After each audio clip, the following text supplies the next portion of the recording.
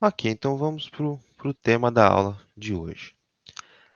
O tema de hoje, no fundo, ele é mais relativo à LPC1, certo? Né, era para a gente ter visto semestre passado. Ah, mas, né, lembra, a ideia de LPC1, a princípio, era ser uma disciplina mais prática. Ainda é, certo? Ainda o foco é nos contextos, né? E a gente colocar em prática ah, essa teoria, né? Que eu acho que é a forma mais fácil da gente aprender, principalmente se o nosso foco for programação competitiva, for a maratona. Mas depois de um tempo a gente começou a ver a teoria, eu acho que também é uma parte importante, né? Essa uma horinha que eu acho que talvez ajude bastante. E programação dinâmica não entrou nessas aulas, a gente já começou tarde, e é um tema muito importante para a competição, de forma geral também, e ficamos com essa falta, certo? Então hoje a gente vai ver esses três problemas clássicos, né? Da maior subsequência crescente, da maior subsequência comum e o problema da mochila. E alguns comentários gerais, mas bem gerais mesmo, bem rápidos, sobre programação dinâmica, né? Não seria a mesma aula que a gente teria em LPC1, seria algo mais rápido.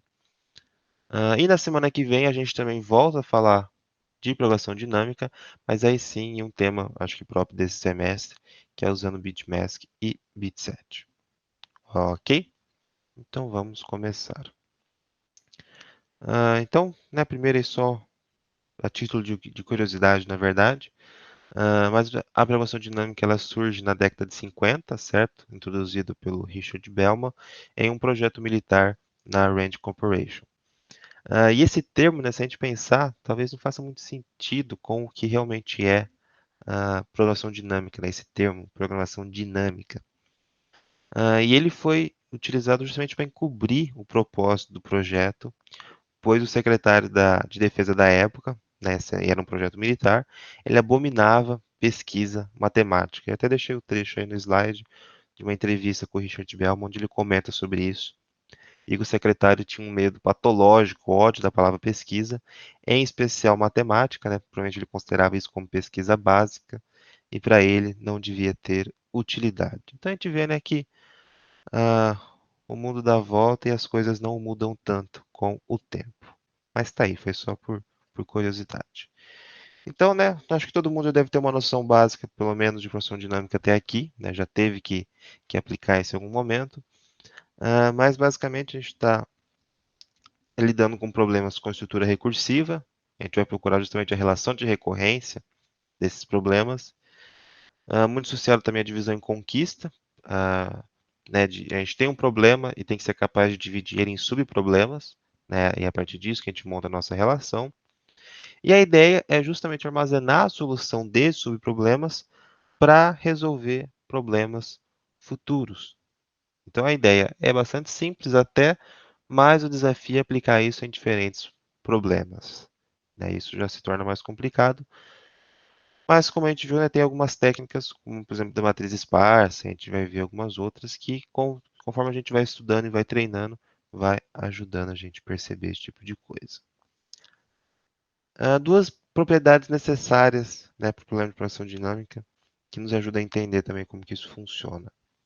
A primeira é que o problema tem que apresentar a subestrutura ótima, ou seja, a solução ótima de um problema é composta pela solução ótima de partes menores e mais simples do problema. Em outras palavras, você tem que ser capaz de dividir o problema em subproblemas, certo? E a solução desses subproblemas, de alguma forma, você vai compor elas para a solução do problema original, certo? Se você é capaz de dividir o problema em subproblemas, mas a solução deles não ajuda na solução do problema original, né, de alguma forma você vai ter que avaliar todo o espaço de busca ainda, isso não serve muito para programação dinâmica, certo? Não tem muito o que isso ajudar.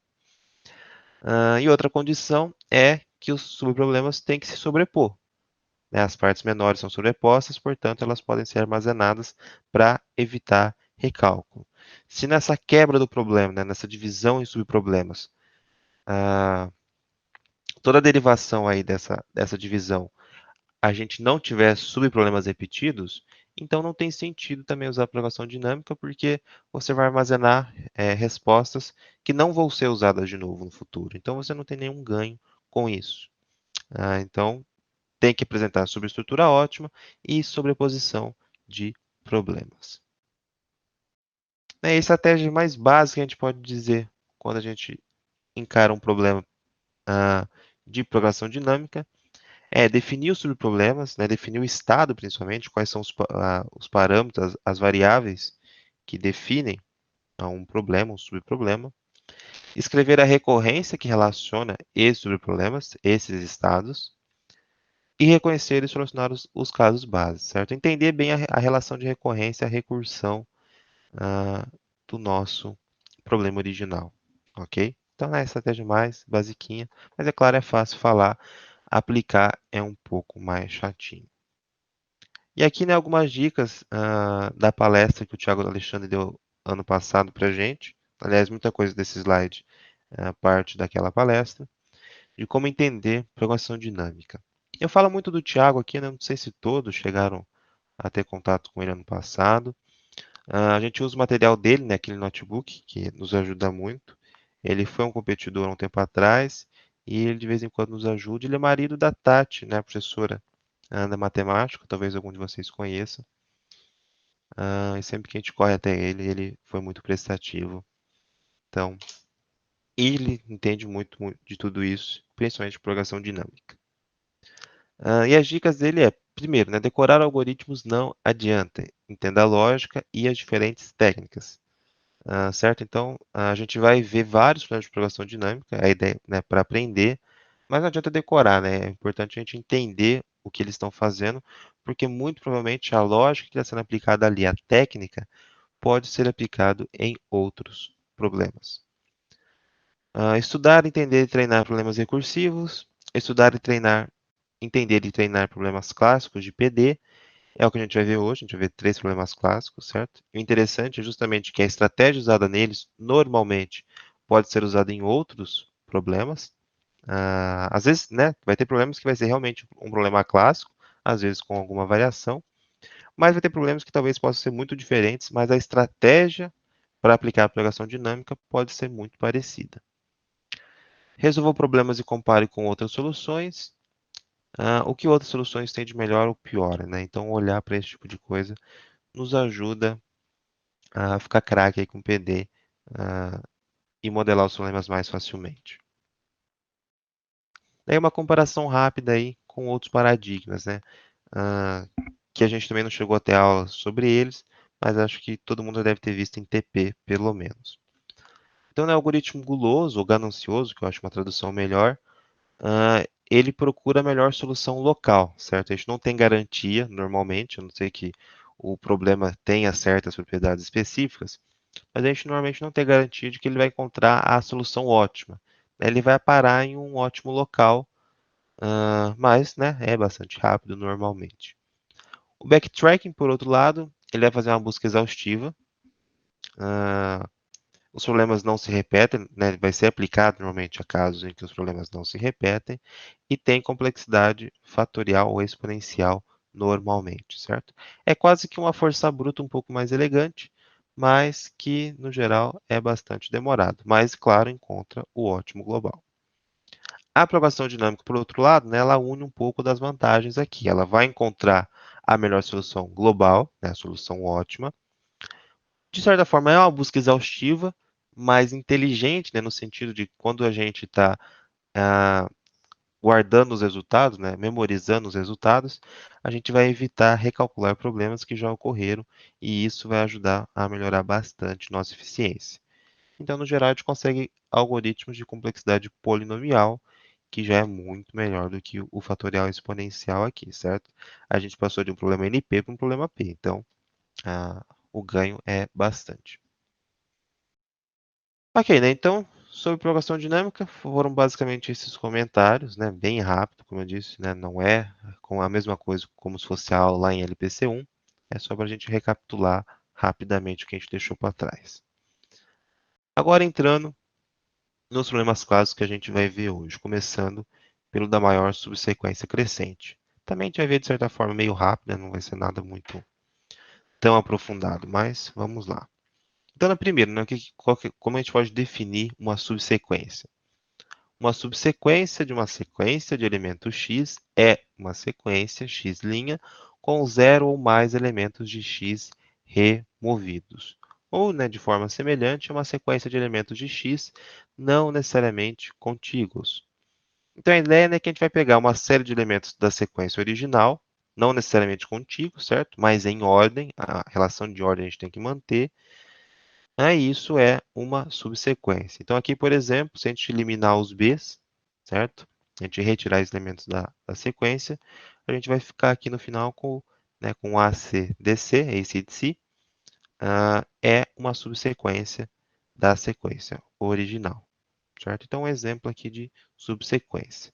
Então, o problema da maior subsequência crescente é basicamente, dado uma sequência de números, determinar a maior subsequência de valores crescentes, né? Então, por exemplo, para esse vetor, em que os elementos não estão em ordem, certo? Então, são elementos aleatórios aqui, mas a gente pode pegar uma subsequência que está ordenada, certo? Está em ordem crescente. Então, aqui a maior subsequência crescente, por exemplo, é 2, 5, 7 e 8, nas posições 1, 2, 4 e 6.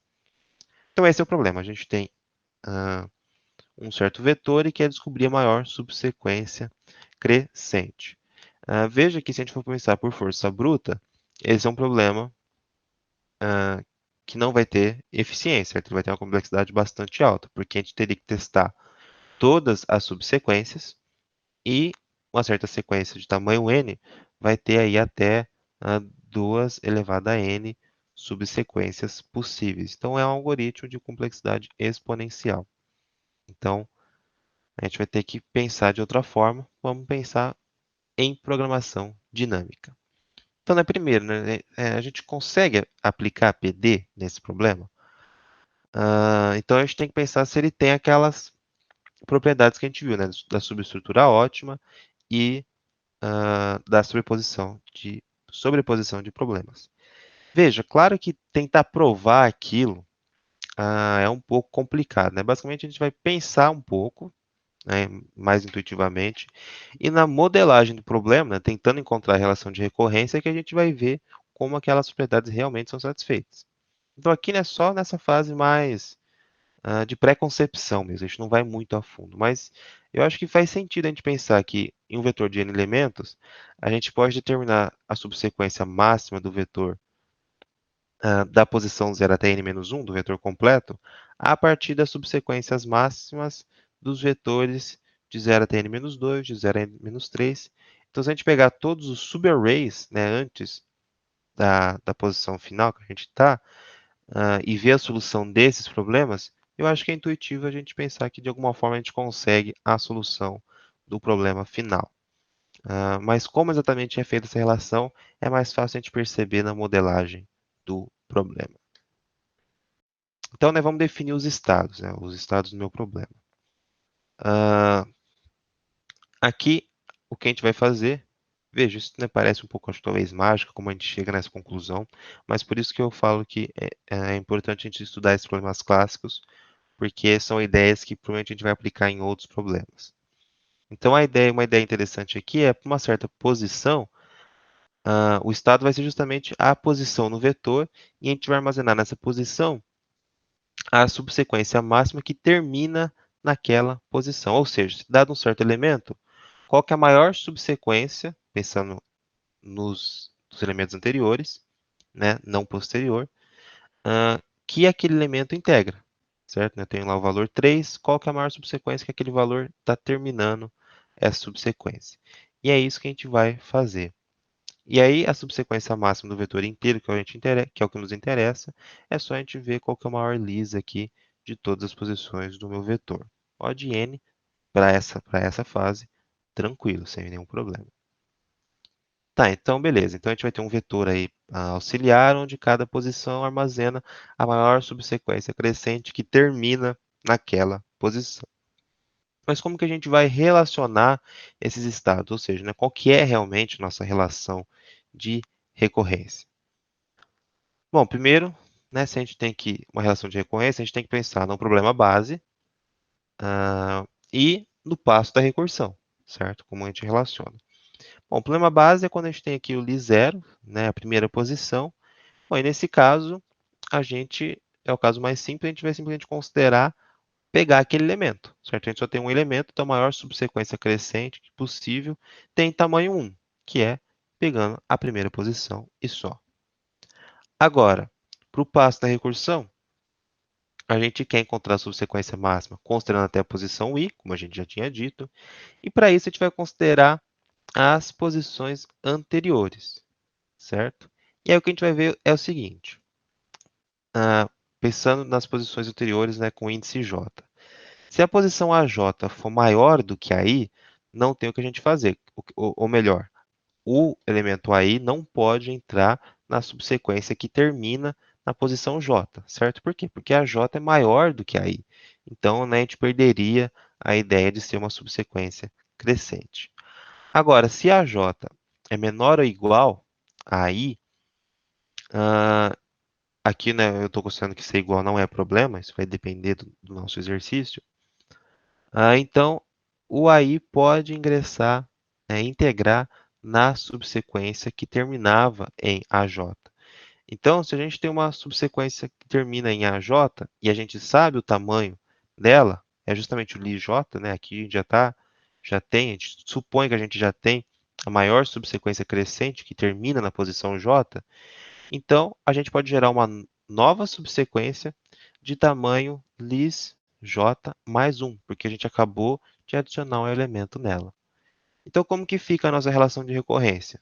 Bom, o lis para 0 é 1, é o caso base, e o passo da recursão é o lis de i é igual ao maior valor entre 1, que seria pegar só o próprio valor, pensando que ele seja menor do que todos que vieram atrás, por exemplo, e 1 mais lis j, sendo j os valores anteriores a i, de forma que o AJ seja menor ou igual a i, ou seja, todas as sequências anteriores que esse novo elemento pode integrar, eu tento adicionar e pego o maior deles, porque o meu interesse é justamente nessa maior subsequência.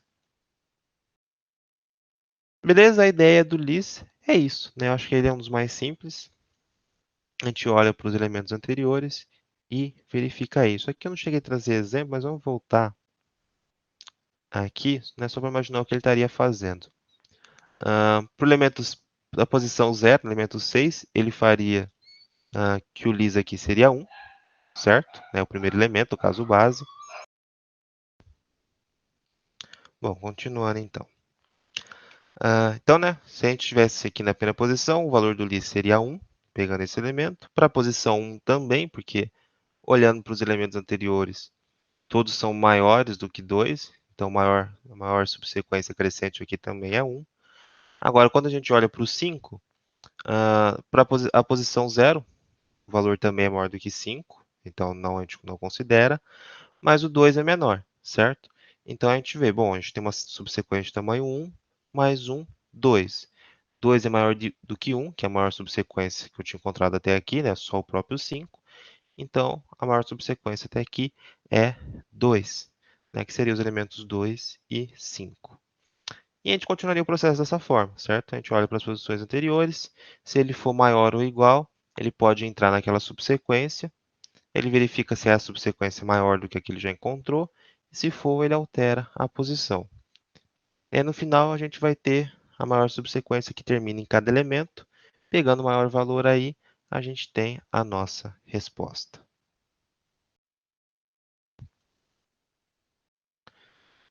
Essa solução ela tem complexidade n quadrado, certo? É uma complexidade quadrática.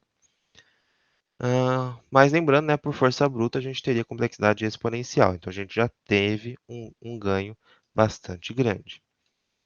Ainda existem outras soluções, usando, por exemplo, programação dinâmica e busca binária, ou alguma estrutura de dados que trabalham com range carries, né, como segtree e bit, que a gente já viu.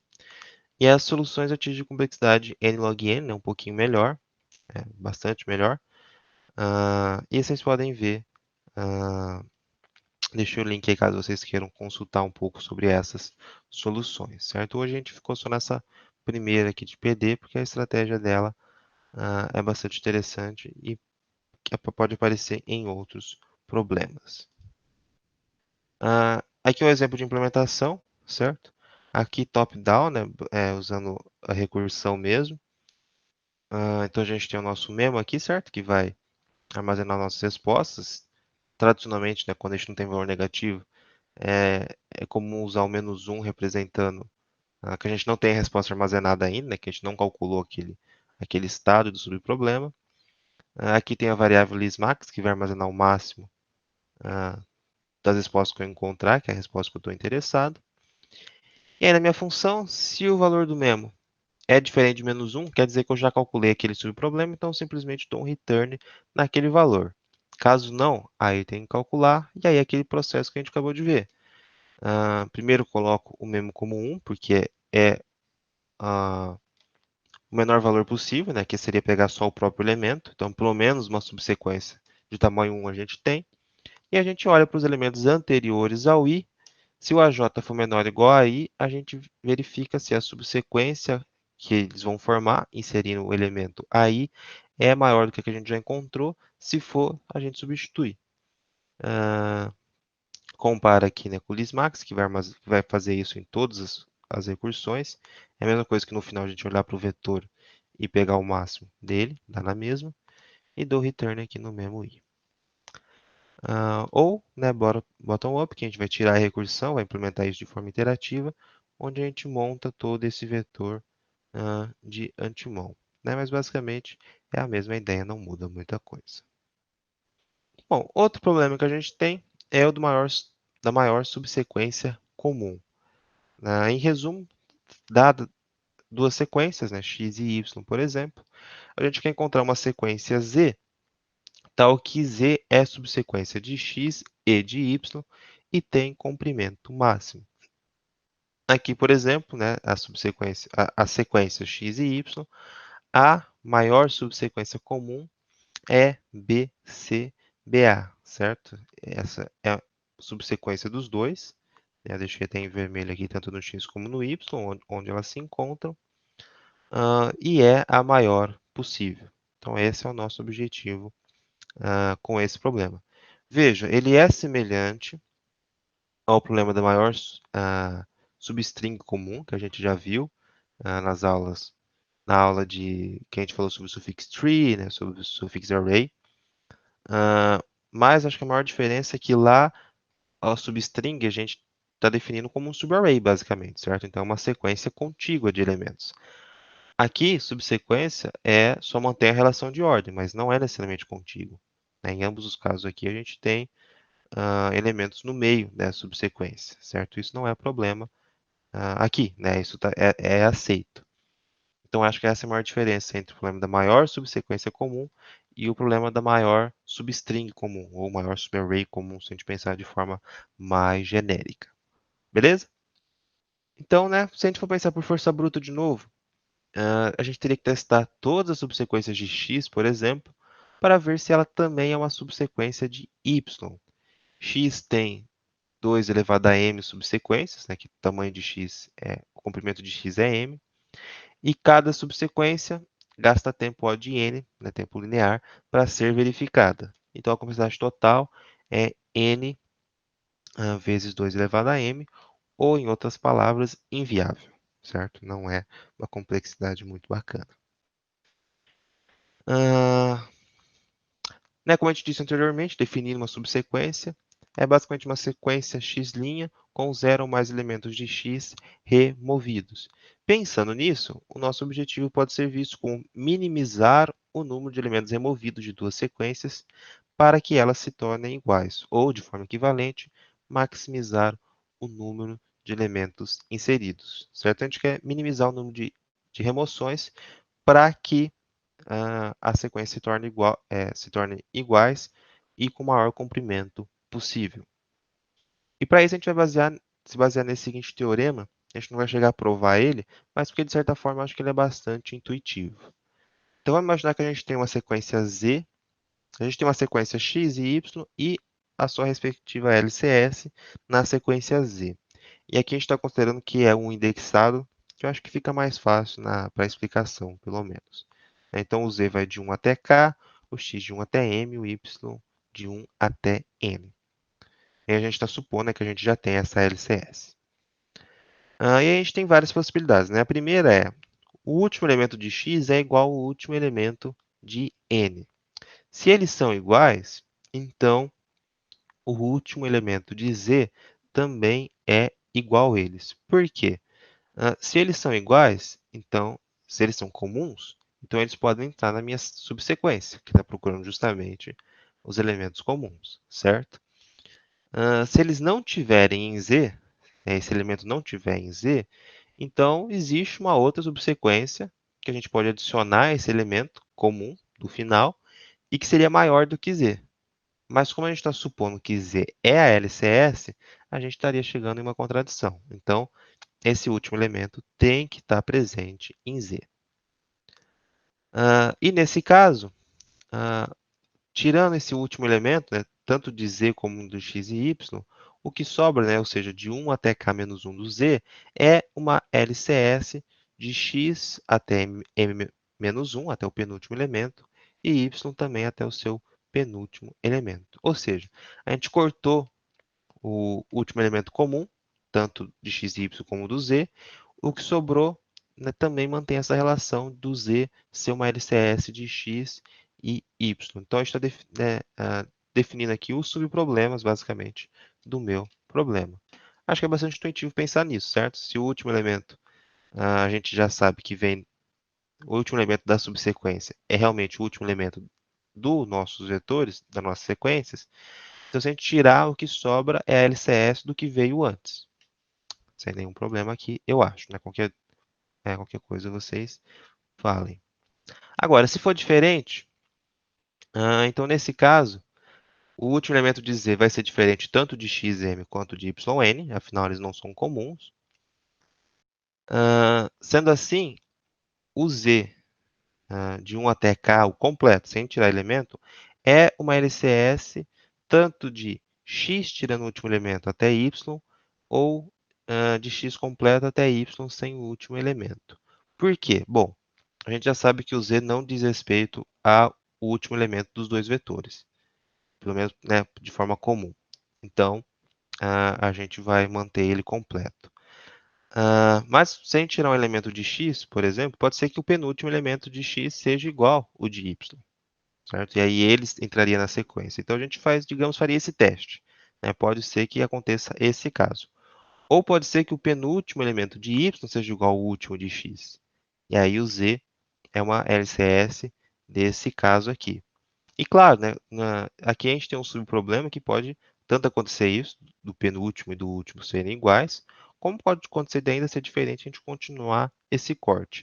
Mas o que importa é essa relação aqui, o z completo, esse último elemento não diz respeito ao último elemento de xm ou de yn, né, dos dois juntos pelo menos. Então, ele é uma LCS do que já passou. Né? Esses dois subproblemas vão englobar todos os casos possíveis. Então, basicamente, com esse teorema, tendo isso aqui garantido, a gente já tem a nossa relação de recorrência, certo? É basicamente ela que vai ser implementada. Então, a gente tem o nosso caso base, né, que é quando i ou j é igual a zero. Ou seja, né, a subsequência tamanho vazio, então a gente não tem nada em comum. Uma delas, pelo menos, está vazia, então não tem nada em comum a outra. Agora, se não for zero, a gente olha, bom, se os elementos i, j, que a gente está chamando aqui, forem iguais, então a gente vai olhar para a LCS dos elementos anteriores, ou seja, tirando o último elemento, tirando o i, tirando o j, olhando para o elemento anterior a eles, e somando 1. A gente está pegando a LCS desses elementos, mais um, que é esse elemento comum, ij, que a gente acabou de encontrar. Caso não, bom, aí a gente vai chamar LCS para tirando o último valor de y ou tirando o último valor de x, e pegando o máximo entre eles, porque o nosso interesse é a maior subsequência comum. E basicamente nesse processo a gente vai encontrar a maior subsequência comum. Só, né, se caso não tenha ficado muito claro, tentando simbolizar isso graficamente. Então, a gente tem essa sequência x, a sequência y. não necessariamente do mesmo tamanho, né? Aqui pode dar essa ilusão por como está desenhado, mas o importante é que o que está alinhado aqui são os últimos elementos. Bom, se o xi é igual ao yj, então qual que é a nossa solução aqui total, né, do LCS de ij?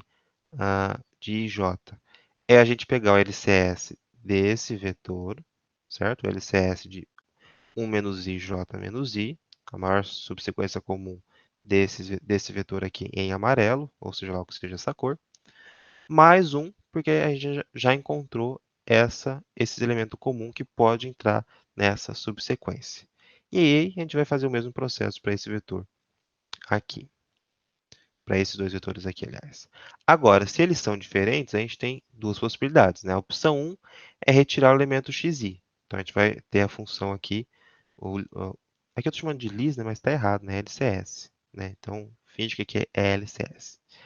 O LCS de 1 menos i j. Então, né, nessa chamada, o que a gente vai estar comparando é esses dois vetores aqui, certo? É como se eu tirei o último elemento de x e desloquei para a direita. Então, eu vou comparar o x menos 1 com o yj. Não estou fazendo a chamada aqui, né, não estou abrindo as possibilidades, mas o que a gente faria nesse passo é a mesma coisa. A gente veria se é igual, se for igual, a gente faria lá no caso, menos 2, menos 1, né, se a gente for pensar aqui. Se for diferente, a gente vem nessa questão do corte do último elemento, né? E vai continuando até chegar no caso base. Ou a opção 2 é tirar o último elemento do y, ok? Então, a gente vai ficar aqui com xi e com yj menos 1. O que retornar o maior valor é a resposta que nos interessa. E é isso que a gente vai fazendo aqui. Aqui, nesse exemplo, né, eu caí no grande erro de tentar exemplificar a abordagem top-down, que eu acho que é mais intuitivo para começar, né, de pensar no algoritmo recursivo. Se vocês procurarem, né, exemplos, material, vocês vão encontrar mais a implementação bottom-up, que eu acho que para esse exercício realmente é melhor. Normalmente é melhor, né, quando a gente consegue, só é mais difícil de fazer. E os exemplos também, a gente vai ter já essa matriz aqui de memorização já completa e só mostrando o caminho que a gente faz para a solução. E fazendo exercício, eu me toquei por que, né, que é feito isso. Porque demora, é n quadrado. Eu ignorei isso quando fui tentar fazer o exemplo. Mas quando eu percebi que eu tinha me ferrado, eu já tinha feito muita coisa, então eu quis terminar. Mas não vou passar todo o exemplo na aula, porque a gente ficaria a maior parte do tempo só fazendo esse exercício, certo? Então eu vou passar ele rapidamente. Mas caso alguém queira olhar no slide depois, né, qual que é a ideia aqui da minha tentativa de representar? Quando eu coloco em vermelho aqui, é porque teve um mismatch, certo? A gente tem duas letras, dois elementos diferentes, né? O D e o C. Se é diferente, então a gente tem que olhar para a possibilidade, eliminando o C aqui, né? O elemento dessa sequência. Então a gente veria para essa posição, para essa chamada, que a gente quer ver o LCS entre, vamos dizer que aqui é o Y, né, do Y completo, e o X sem o último elemento. Ou eu posso tirar o D, tirar o último elemento de Y, e ficar com o x completo, então eu viria para essa posição. Então, em azul é as chamadas que estão em aberto. E aí, vindo para a esquerda primeiro, né, para essa possibilidade primeiro, aí em verde eu coloco, né, com mais um eu coloco quando a gente tem um match, né? Então, o D igual a D, beleza. Então, eu vou chamar aqui o LCS para y menos 1 e x, aliás, né, i menos 1 e j menos 1. E aí eu continuaria nessa forma. Então aqui vou passando rapidamente, né, porque isso vai longe. A gente monta quase que uma matriz completa, por isso que o bottom-up compensa, certo? Bom, e aqui eu cheguei na resposta, né? No final, a maior subsequência comum é 4. Né? E qual o caminho que ele fez para isso? Né? O caminho acho que é interessante a gente olhar. Bom, a gente já tinha visto que aqui a gente teve um mismatch, certo? Então, ele vai pegar o maior valor tirando o último elemento de uma sequência ou tirando o último elemento da outra. Aqui, a gente tirando o C, a gente consegue uma subsequência de tamanho 4 e aqui de tamanho 3. Então, o melhor caminho é tirando o C, certo? Certo, aqui a gente teve um match, então a gente simplesmente fez esse valor aqui mais 1, né? Então, se aqui a gente tinha uma subsequente de tamanho 3, agora a gente contou de tamanho 4. Beleza. Aqui a gente tinha tido um mismatch também, então o maior valor entre a esquerda e o de cima, o 3 é o maior valor. Aqui a gente teve um match, então ele pegou o da diagonal mais 1, 2 mais 1, 3. Para o 2 também teve um match, pegou da diagonal mais 1, então 1 mais 1, 2. Aqui teve um mismatch, então ele pegaria o maior da esquerda ou de cima, o da esquerda não existe, então ele só pega o valor de cima, que é 1. Aqui teve um match, ele pegaria o da diagonal mais 1, da diagonal não existe, né? Então considerar 0, até aqui eu não tive nada, então o valor fica como sendo 1. Então esse é o caminho que a nossa solução faria aqui para chegar na maior subsequência a partir de 4. E os elementos que vão ingressar essa subsequência é justamente quando a gente teve o match, né? Então, aqui nesse caminho. Então, né, aqui o 1, o A, o B, o A de novo e o D. Né? Tá aqui em verdinho, tanto nas duas sequências. Então, caso depois vocês queiram olhar com mais atenção, caso não tenha ficado muito claro, são muitos slides fazendo esse processo. Bom, então continuando, né? Agora o problema da mochila. Também é um problema bastante interessante. Basicamente, vamos considerar que a gente tem uma mochila que suporta até W quilos, certo? E itens devem ser adicionados a essa mochila. Cada item tem um peso associado, né, o WI, e um valor, o VI. E a gente vai considerar aqui que WI e VI são inteiros. O objetivo é maximizar o valor da mochila, né, a soma dos valores dos itens, sem ultrapassar o limite dela, certo? Veja, esse é um problema que tem bastante variações. A gente vai ver aqui dois casos específicos depois, mas é ainda simples. Mas ele é um problema com muitas variações e de um interesse grande não só para a programação competitiva, como para outras áreas também, né? Principalmente para qualquer coisa que envolva otimização. Né? Então, a gente tem, aqui a gente está considerando W e V inteiros, mas tem o problema da mochila fracionária, que aí eu acho que não sei qual que seria a melhor solução hoje, mas entra um pouco em programação linear, certo? Então, na parte mais de PO, certo? Usando simplex, essas coisas. Tem problema com múltiplas mochilas, com mais restrições, menos restrições. Então, tem muitas variantes. Aqui a gente vai considerar, a princípio, esse caso mais simples é que a gente está considerando valores inteiros. E, em particular, a gente está preocupado com o problema da mochila binária, certo? Onde a gente tem duas opções, né? Incluir ou não incluir o item. A gente não está considerando que tem repetições de cada item. Então, para um certo item, a gente pode colocar ele na mochila ou não colocar. Bom, então o caso base do nosso problema é, bom, se a capacidade da mochila ou a quantidade de itens for igual a zero, então o valor máximo é zero, certo? Seja porque não cabe mais na mochila, seja porque não tem mais itens para colocar na mochila. Então, nesse estado, em que a capacidade é zero ou a quantidade é zero, então o valor máximo também é zero. E o nosso passo da recursão? Bom, se não, né, então a gente ainda tem capacidade, ainda tem itens, a gente vai verificar se a gente inclui ou não um certo item. E no final a gente quer maximizar o valor total carregado sem ultrapassar a capacidade da mochila, como a gente já havia dito, né, que formalizando seria esse problema. Veja, né, por isso que a gente pode, em casos mais gerais, né, como quando é o problema da mochila fracionária, onde a gente não tem valores inteiros, a gente pode resolver como sendo um problema de programação linear. Bom, então, né, dizendo de outra forma o que a gente disse ali no caso base, no passo da recursão, no caso base, o valor é zero, e no passo da recursão a gente quer maximizar o valor não adicionando um elemento ou adicionando, certo? Na prática, o que a gente está tentando adicionar? Bom, para um certo valor n, a gente vai tentar adicionar o enésimo item, certo? E verificar o valor adicionando ou não o n-1ésimo item, né? O item anterior. Então, como que fica aqui, né, de forma, o que é o não adicionar e o que é o adicionar?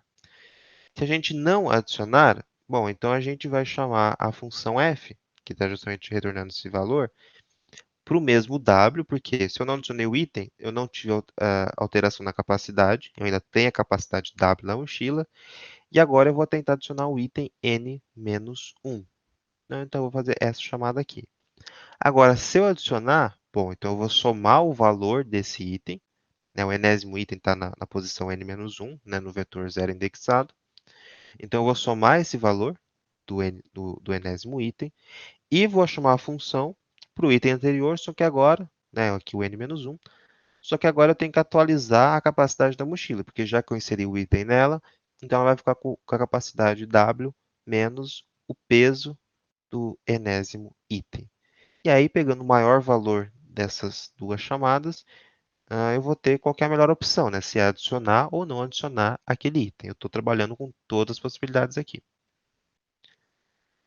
E basicamente essa é a solução do problema da mochila binária, né? O caso mais simples aqui.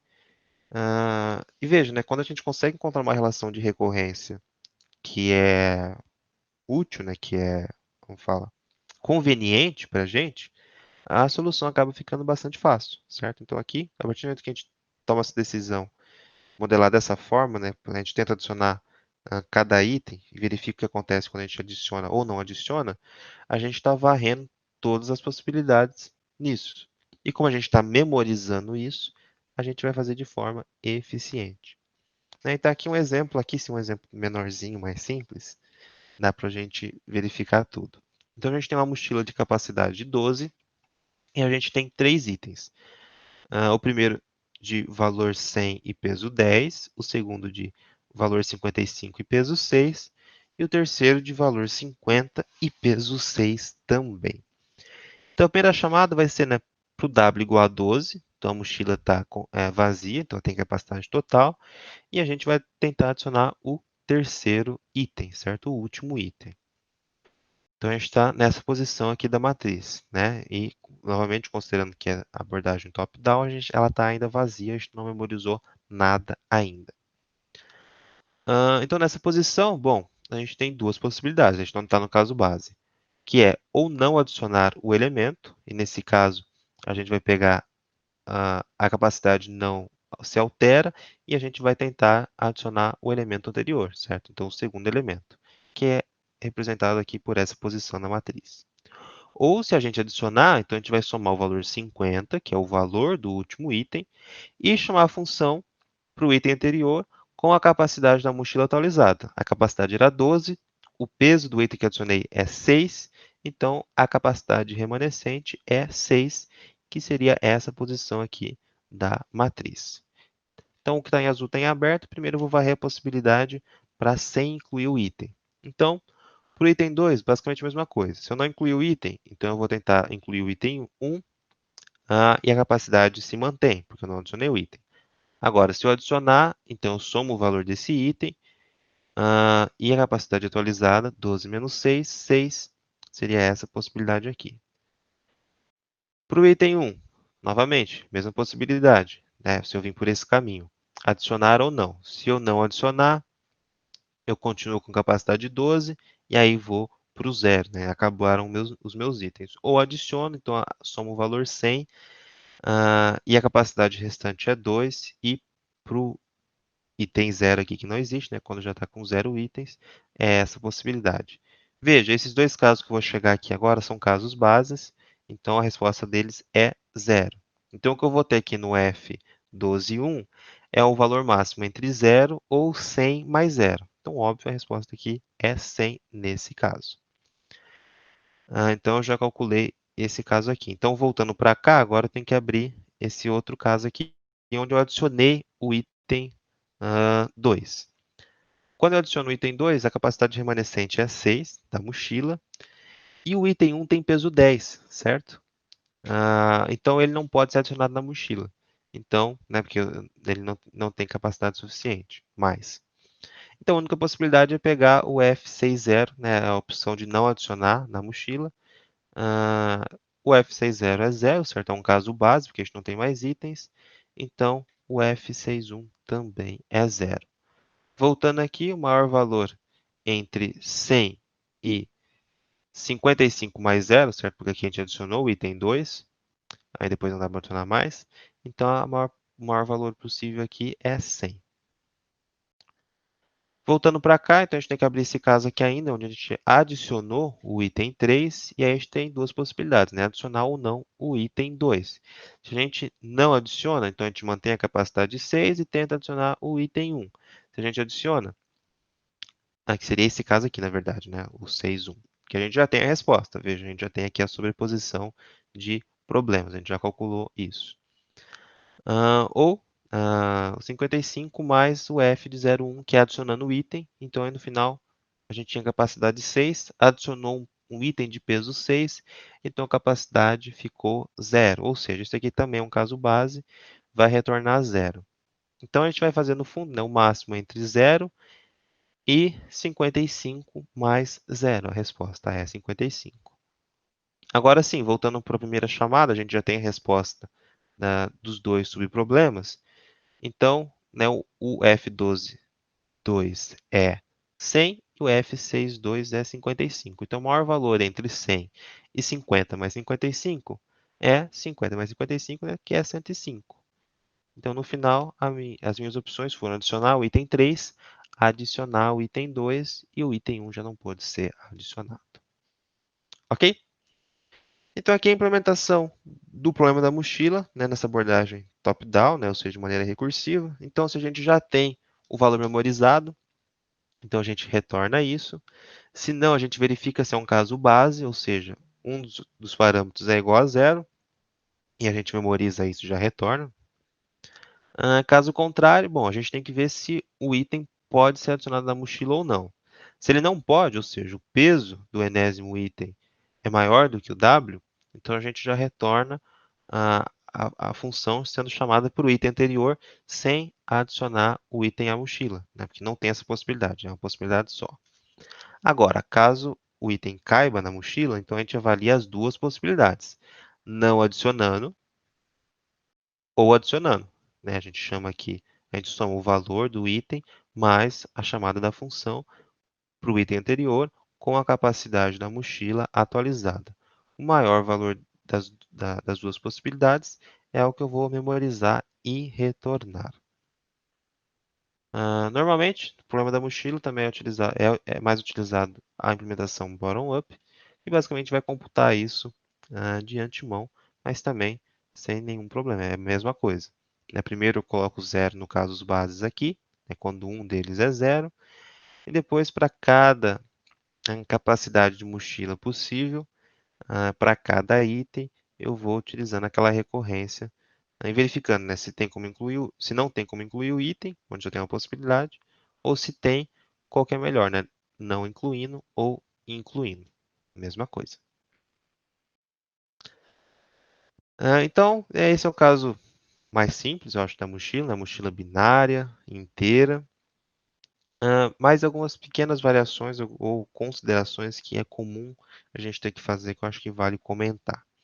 Então, a primeira, veja, a gente está utilizando a matriz de dimensões, né, de max W, ou seja, a capacidade máxima da mochila, pelo maior número de itens que pode ter à nossa disposição. Dependendo do problema, isso pode ocasionar estouro de memória, né? A gente tem uma matriz aqui até grande, dependendo do quão pode ser a capacidade da nossa mochila e de quantos itens a gente pode ter. Mas existem algumas formas de otimizar a nossa solução para a gente não precisar de uma matriz tão grande assim. Já deixei o link para a gente ver algumas delas. E eu acho que uma é até bastante simples, né? Se a gente tentar pensar. Alguém, não sei, alguns já devem ter trabalhado com o problema da mochila, acho que a gente já teve problemas disso em LPC 1. Alguém sabe me dizer que solução como que a gente pode otimizar um pouco, pelo menos, a questão do espaço? Eu acho que só olhando aqui para a solução, ou até por exemplo, que a gente tem aqui, eu acho que dá para ter uma ideia de como a gente consegue otimizar o espaço. Alguém tem alguma sugestão? Bom, percebo então que para a gente calcular uma certa posição da nossa matriz, né, um certo valor aqui, a gente está sempre usando valores da linha anterior, certo? Então, quando a gente está pensando aqui no item 3, a gente vai chamar a função para o item 2, né, seja adicionando ou não adicionando o item 3. Então, eu vejo as possibilidades e ir chamando para o item anterior. É basicamente a forma que a gente montou a relação de recorrência, inclusive. Então, aqui na linha 3, a gente olhou para chamadas na linha 2. Na linha 2, para chamadas na linha 1. Na linha 1, para chamadas na linha 0. E assim por diante. Então, para um certo estado do problema, a gente só precisa dos estados. Opa, o que eu fiz aqui? A gente só precisa dos estados da linha anterior. Veja, no problema aqui a gente também tem isso. A gente consulta sempre o i menos 1, ok? Ah, então a gente não precisa da matriz toda, a gente só precisa de duas linhas aí, pelo menos. A gente não precisa armazenar tudo. Então, essa é uma otimização que a gente pode fazer. A gente faz uma matriz com duas linhas só. E aí a gente faz assim, a gente calcula a primeira linha. Eu acho que aí fica difícil fazer a implementação top-down, acho que a bottom-up é mais razoável. E a gente calcula a próxima linha. E aí, para a terceira linha, né, e assim por diante, a gente aproveita o espaço que a gente utilizou na primeira. A gente vai usar a segunda linha para calcular a terceira e aproveita o espaço da primeira para calcular isso, porque ela não vai ser mais utilizada. Né? Uma vez que a gente passou pela linha 1 aqui, ou pela linha 0, a gente não vai recorrer aos valores dela novamente. Então, a gente aproveita aquela posição para jogar os dados da terceira linha. O da quarta, joga do que estava na segunda. E assim por diante, a gente vai alternando essas duas linhas que a gente tem até chegar no último item e a gente ter o valor final da nossa mochila. Então, essa é uma otimização simples que a gente consegue fazer para melhorar a questão do espaço, que vai ser um problema em diversos casos. Né? A gente sabe que a maratona gosta de forçar sempre aos piores casos. Né? E aqui vai ter outra solução também que a gente consegue fazer tudo isso com uma linha só. Aí vocês podem dar uma olhada nos links. E essa é uma estratégia que a gente está vendo o problema da mochila, mas que pode aparecer em vários problemas de programação dinâmica, certo? Em muitos problemas, inclusive, a gente vai ter esse problema da questão do espaço. Então, você modelou, fez uma modelagem bacana lá, definiu o estado, a relação de recorrência, mas na hora de armazenar aquilo, a gente teria uma matriz, às vezes até multidimensional, muito grande. Então, a gente tem que pensar em formas de melhorar isso. A gente já viu nas aulas anteriores e comentou um pouco hoje sobre matriz esparsa. Para alguns casos isso funciona bem. Para outros, como esse, que a gente não precisa de tantos casos anteriores, né? Às vezes só do, do, do anterior mesmo, né? Do caso do mais próximo, a gente consegue fazer essa otimização também. Então é interessante a gente lembrar dessa estratégia. Um outro caso, né, que é comum é o da mochila ilimitada, ou seja, com repetição. Então, nesse caso, a gente não está mais na mochila binária, onde a ideia é colocar ou não um certo item. Aqui a gente pode ter uma quantidade limitada de cada item. Então, essa é uma variação bastante simples. E a solução também acho que é bastante simples. Né? Ela não altera muito do que a gente já viu. De certa forma, acho até que é mais simples. Então, aqui, né, vamos considerar que a gente tem uma capacidade I da nossa mochila. No problema anterior, a gente estava para cada enésimo item, a gente via se a gente podia adicionar ou não ele, certo? Aqui o nosso estado é só a capacidade da mochila, e para essa capacidade, a gente vai verificar todos os itens J que podem ser colocados nela. E para cada item, a gente tenta adicionar e ver o valor que retorna, e no final o que a gente está interessado é no maior valor possível, certo? Ou seja, o caso base é quando o i igual a zero, então a mochila não cabe mais nada, beleza. E no passo da recursão, a gente vai pegar o maior valor dessa instância aqui, que é tentando adicionar o item j, então a gente pega o valor dele e chama a função para a capacidade da mochila atualizada. E claro, a gente está testando isso para todos os j's que podem ser inseridos na mochila, né? Então o wj tem que ser menor ou igual a i, que é a nossa capacidade. E aqui a implementação disso, né? Bottom-up aqui, certo? Né? De forma iterativa. É muito parecido também com o que a gente já tinha visto. Fica até mais simples, eu acho. Tudo bem? E aqui as nossas referências, caso vocês queiram olhar, como eu disse, né, muita coisa que eu tirei do material do Tiago. E é isso. Alguma dúvida?